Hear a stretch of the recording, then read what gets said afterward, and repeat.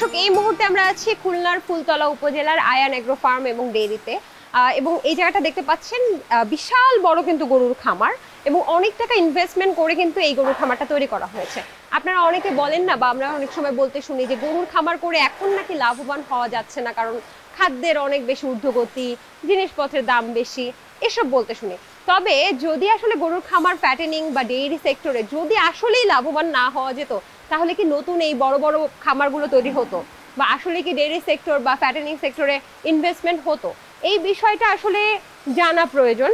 সঠিক নিয়মে, সঠিক উপায়ে যদি আসলে ফ্যাটেনিং করা যেতে পারে এবং যদি ডেইরি সেক্টরে বিনিয়োগ করা যেতে পারে, তাহলে অবশ্যই আপনার লাভটা উঠে আসবে। দর্শক, সবাইকে স্বাগত জানাচ্ছি আকিস ফিড নিবেদিত Deepto Krishi, powered by Kazi farms, sponsored by AR Malik সেট। আপনি এই খামারের ম্যানেজার? জি। আপনার পরিচয়টা যদি দিতেন। আমি মোহাম্মদ আরিফুল ইসলাম, ব্যবস্থাপক Ayan agro and dairy farm. আচ্ছা, দেখতে পাচ্ছি যে বিশাল বড় প্রজেক্ট নিয়ে আপনারা এসেছেন। এত লম্বার, এত বৃহৎ আকৃতির করার আসলে কারণটা কি? আসলে আমরা প্রথমে ছোট পরিসরে শুরু করছিলাম, করতে করতে আস্তে আস্তে বৃহৎ পরিসরে শুরু করেছি। আসলে গরুর সেক্টরে অনেকে বলে লস, কিন্তু যদি প্রাকৃতিক উপায়ে গরু লালন পালন করে, তাই সেক্ষেত্রে সাইলেজ, কাঁচা ঘাস এর ব্যবস্থা থাকতেই হবে। গরুর ফার্মটাতে আমরা যেটা করি সেটা হচ্ছে, গরুগুলো আমরা কেনার আগে আমরা ডাক্তার দিয়ে এগুলো মনে করেন পরীক্ষা নিরীক্ষা করি। 1 মাস অবজারভেশনে রেখে আমরা একটা গরু কিনি। অসুস্থ কোনো গরু আমরা খামারে উঠাই না, এবং অসুস্থ কোনো গরু আমরা বিক্রি করি না।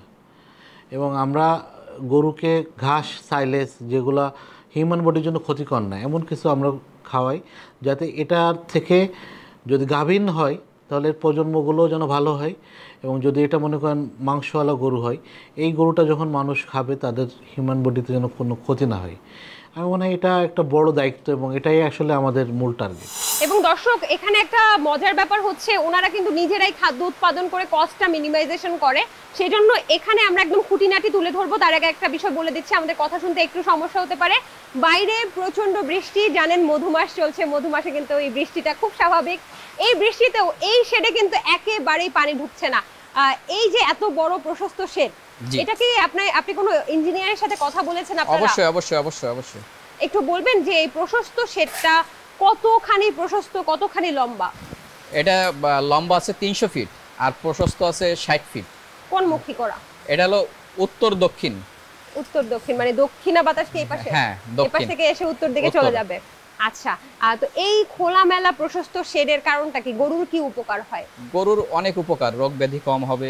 বাড়ার ক্ষেত্রে উত্তর দক্ষিণ মুখে শেড করতেই হবে, এর উপকারিতা অবশ্যই আছে। দেখেন, আমার শেডের ভিতরে কোথাও কোনো জায়গায় ফ্যান নাই, আর আমার গরু যতই গরম পড়ুক কখনো হাঁফায় না। এটার আরেকটা অন্যতম কারণ হলো খাবার। আমি ফ্যাটেনিংয়ের জন্য কোনো প্রকার ফিড বলেন, ব্রয়লার ফিড বলেন, ক্যাটেল ফিড বলেন, তারপরে অনেকে আবার খুদের যে ভাত এটা খাওয়ায়, এটা আমি এগুলো কোনো কিছুই খাওয়াই না। খুদের ভাতের কথা বললেন, এটা অনেক খামারিরা খাওয়ায়, এটা খেলে নাকি গ্যাস হয় গরুর? গ্যাস হয়, অনেক সময় গরুর পেটে জাম করে, কারণ গরুর স্টমাক থাকে 4টা আর মানুষের স্টমাক 1টা। হ্যাঁ, এই ক্ষেত্রে খুদের ভাত গরুরে কখনোই দেওয়া যাবে না। আচ্ছা, দিলে অনেক সমস্যার সম্মুখীন হতে হবে।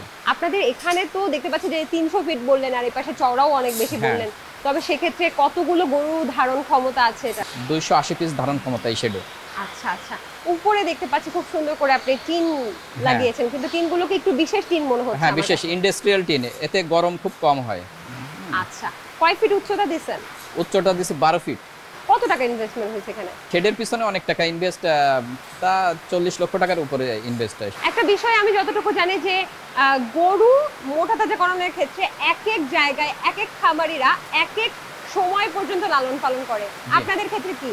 আমরা ফ্যাটেনিং এর ক্ষেত্রে 4 থেকে 5 মাস লালন পালন করি। আর ডেইরিতে তো ওটা 3বার বাচ্চা দেওয়ার পরে ওটা সেল দেওয়ার চিন্তা ভাবনা করি। কেন? 3বার বাচ্চা দেওয়ার পরে ওর দুধের যে রেকর্ড থাকে, ওই রেকর্ড আস্তে আস্তে কমতে থাকে। আপনারা সংগ্রহ করছেন কোথা থেকে? আমাদের সংগ্রহ বিভিন্ন হাট থেকে সংগ্রহ করা হয়। আপনাদের একটা উদ্দেশ্যই আছে যেন গরু চর্বি মুক্ত হয় এবং নিরাপদ মাংস উৎপাদন হয়। অবশ্যই। চর্বি মুক্ত কেন করতে চাচ্ছেন? চর্বি মুক্ত আসলে কি, চর্বি মানবদের জন্য ক্ষতিকর, আপনি জানেন। এই জন্য চর্বি মুক্ত থাকতে হবে। আপনি ধরেন 1 মণ মাংসের দাম 30,000 টাকা, আর 1 মণ চর্বির দাম আপনার 2 থেকে 3,000 টাকা। তাহলে এই যে ডিস্টেন্স, টাকার যে ডিস্টেন্স, এই ডিস্টেন্সটা যদি আমি একজনের কাছে গরুটা বিক্রি করি, সে যদি 1 মণ মাংস বেশি পায় তাহলে তার জন্য উপকার। দর্শক, ওনারা দাবি করছেন যে তাদের যে গরুগুলো সেগুলো চর্বিটা অনেকটাই কম থাকবে এবং নিরাপদ পদ্ধতিতে তারা নিজেরা খাবার তৈরি করে। তো আমরা একটু গরুগুলো আগে দেখবো আসলেই কি ওনাদের দাবি মতো ঠিক আছে কিনা, গরুগুলো সত্যি কি বলেছে কিনা চর্বি মুক্ত, সেই বিষয়গুলো দেখবো এবং সেই সাথে সাথে কি খাবার খাওয়াচ্ছে সেগুলো ঘুরে ঘুরে গরুগুলো দেখাবো আমরা, তাই না ভাই? বৃষ্টিও পড়ছে, চলুন গরুগুলো দেখা শুরু করি। আরে আকিস ফিড আইছে, এবার ঠেকাইবো কে শুনি। বাজারে এলো আকিস ফিড, বাড়বে খামারের লাভ, রেজাল্ট হবে হিট।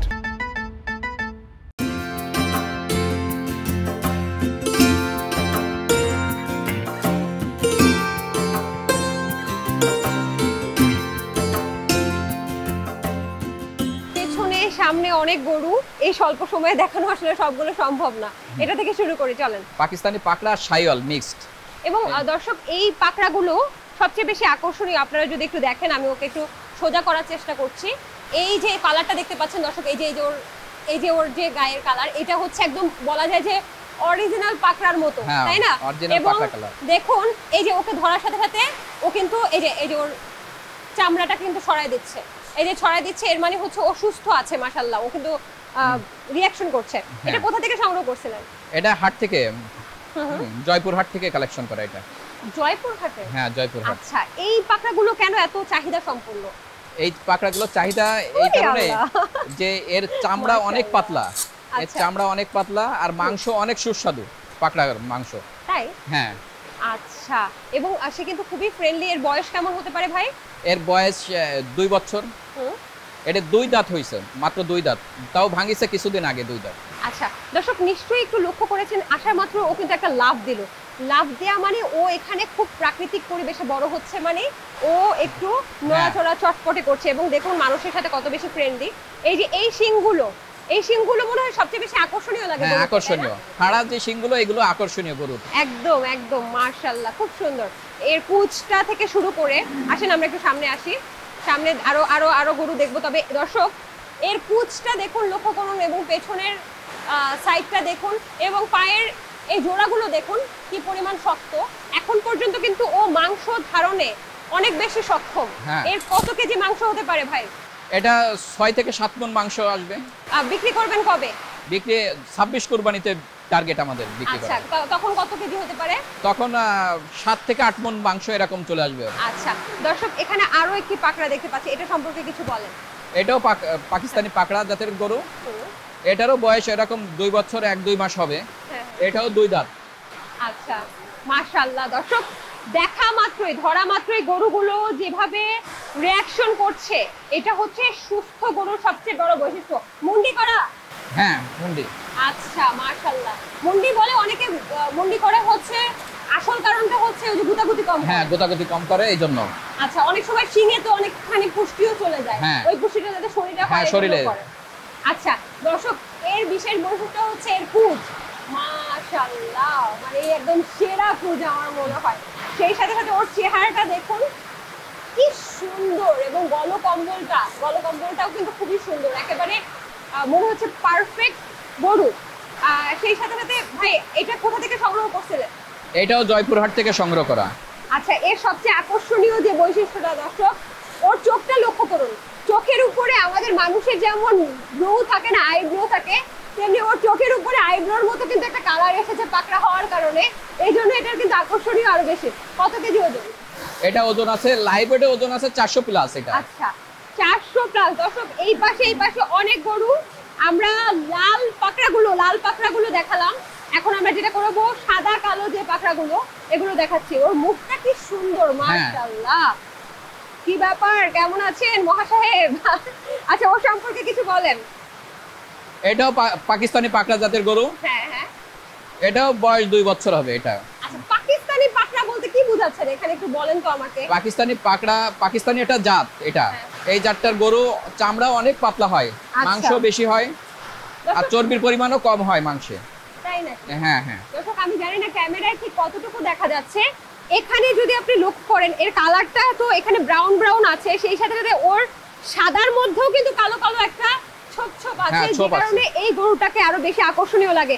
এবং ফ্রেন্ডলি বলতে, এই গরুটা কিন্তু প্রচুর ফ্রেন্ডলি। ওর কান ফুটো করে দিয়েছেন কি ট্যাগলাইন লাগানোর জন্য? হ্যাঁ ট্যাগ। আচ্ছা, ওর এই পাশের জায়গাটা তো দেখে মনে হচ্ছে যে অনেকটা গিরের সাথে ক্রস। হ্যাঁ, গিরের সাথে ক্রস, ইন্ডিয়ান গির। এই গরুটার কি পরিমাণ মাংস হতে পারে এই সময়?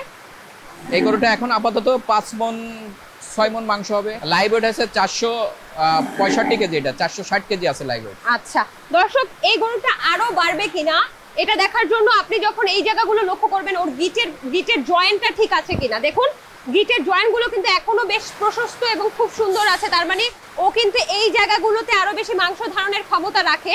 সবচেয়ে বড় কথা হচ্ছে ওর চামড়াটা দেখুন এখন পর্যন্ত ঢিলা, ও কিন্তু আরো মাংস ধারণের ক্ষমতা রাখে। আর চর্বি মুক্ত, ভাই আপনি এই গরুটা চলেন তো আমরা দেখি। চর্বি মুক্ত যে বলতেছেন, কিভাবে বুঝবো এটা চর্বি মুক্ত? আপনি একটু দেখান আমাকে। চর্বি মুক্ত দেখতে গেলে আসলে গরু দেখতে হবে পিছনের মাংস, অনেকে দেখায় দুম্বার মতো থলথল করে, এত থলথল মাংস হলে হবে না, ঠিক আছে? এত থলথল মাংস যে গরুতে হবে তাতে মনে করতে চর্বির পরিমাণও বেশি থাকবে। আমার গরুগুলো দেখেন একদম ফিটেস্ট, মানে জিম করা বডির মতো। আচ্ছা, একদম জিম করা বডির মতো আমার গরুগুলো ফিটেস্ট।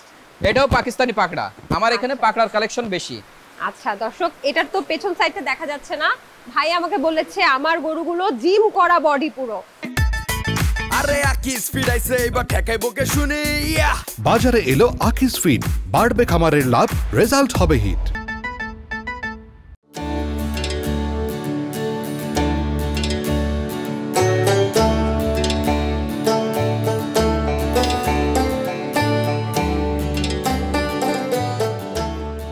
এইটার কালারটা মাশাআল্লাহ ভাই।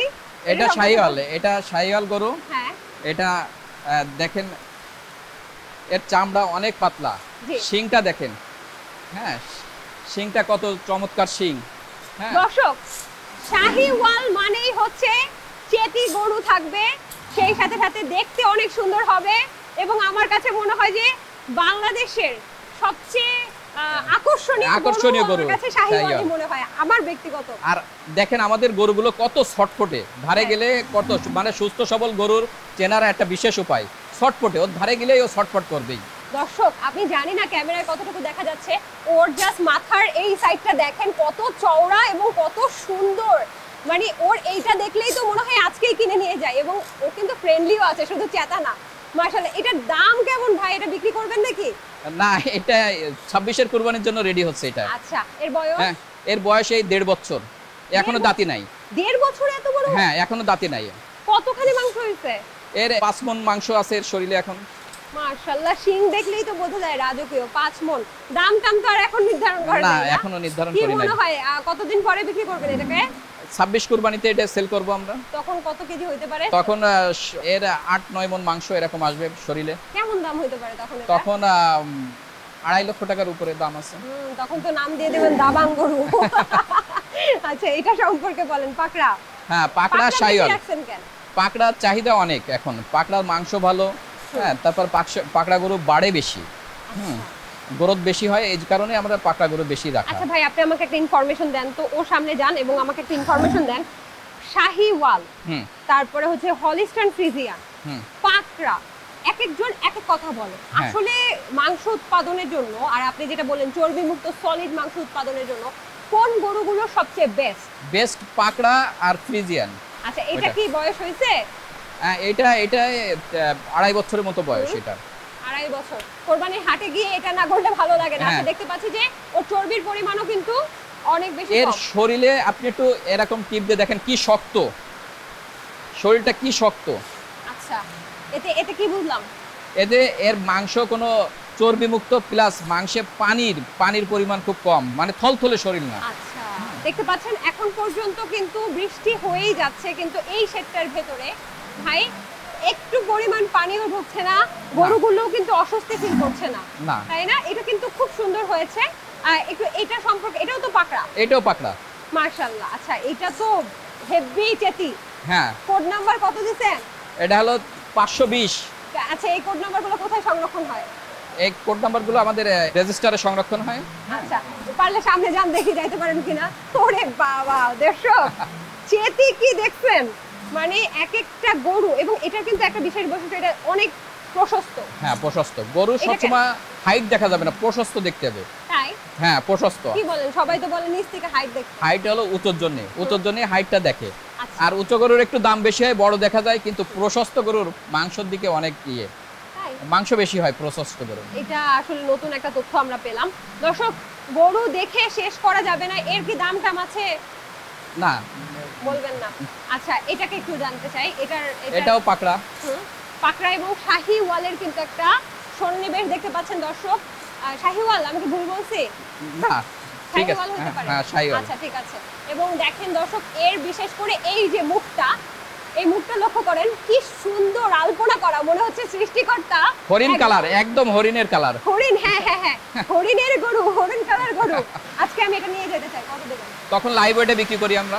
লাইভ ওয়েটে, লাইভ ওয়েট আমরা এবার ইতে বিক্রি করতে 480 টাকা লাইভ ওয়েট। এটা কি দেশি দেশি একটা ভাব আছে ভাই? এটা দেশি। ওর মধ্যে মানে ওর Pure চেহারাটা দেশি। দেখুন, চেহারা দেশিগুলো যেটা হয় যে মুখটা একটু এরকম থাকে, মানে চাপানো থাকে, এবং চোখগুলোর ওখানে অনেকগুলো ভাঁজ থাকে, আর দেখতে একটু কম্প্যাক্ট হয়। আর দেশি গরুর এত চাহিদা কেন? দেশি গরুর মাংসের জন্য চাহিদা এত। দেশি গরুর মাংস আসলেই সুস্বাদু। এই মুহূর্তে এই খামারের সবচেয়ে তেজি গরুটা আপনাদেরকে দেখাতে যাচ্ছি, চলেন ভাই দেখাই। দর্শক, তেজি না রাগী, তেজি না রাগী। আচ্ছা সামনে আসেন। ওরা তো রাগ কেন বলেন? ওর ছোটবেলা থেকেই এরকম। এটা কত বছর বয়স, কি অবস্থা একটু জানতে চাই। এটা 1.5 বছরের মতো বয়স হয়েছে এটা। হ্যাঁ হ্যাঁ, আমার মনে হচ্ছে আমরা আরক্ষণ থাকলে ও আরো পাগলামি শুরু করবে। দর্শক, আমরা চলে যাচ্ছি সামনের দিকে, প্রচুর তেজি। আমরা সামনে একটা, এটা সম্পর্কে কিছু বলেন। এটা হলো 100 ফ্রিজিয়ান, হলস্টাইন যে ফ্রিজিয়ান বলে, এটা তাই। এটার বয়স কত? এটার বয়স এই 14 মাস হচ্ছে, 14 মাস, 14 1 মাস। বছর 2 মাস। ভাই, আমার এখন এটা কি মানে বিক্রি করবেন তো? না না, এটা কেমন মাংস হতে পারে বলেন? এটা 13-14 মণ মাংস আসবে। তখন কেমন দাম হতে পারে? তখন 7 থেকে 8 লক্ষ টাকা দাম আছে। আচ্ছা, কয় বেলা খাবারটা দিচ্ছেন? খাবার 2 বেলা খাবার দেওয়া হয়। আর ঘাসটা কি দিচ্ছেন? ঘাস, নেপিয়ার, জারা, এগুলো আমাদের নিজেদের তৈরি। ভাই, দর্শকদেরকে সবার প্রথমে বলছিলাম যে গরুর খামার করে অনেকে নাকি লাভবান হচ্ছে না, এমনটা শুনি।